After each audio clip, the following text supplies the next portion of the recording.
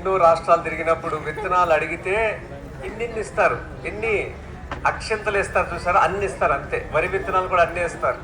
మీకు విత్తనం మీద మక్కువ ఉంటే దాన్ని పండించి మీ ఊర్లో పంచండి అంటారు వాళ్ళు. కేజీలు ఎవరు.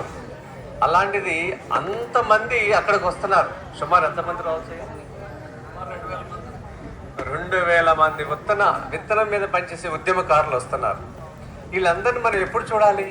ఎన్ని ఊర్లు తిరిగితే, ఎన్ని రాష్ట్రాలు తిరిగితే చూడగలుగుతాం?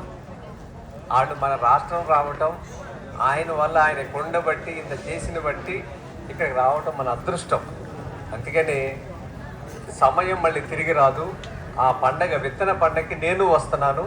మీరందరూ చేతులు ఎత్తిన వాళ్ళతో కూడా రావాలి అక్కడికి. ధన్యవాదాలు.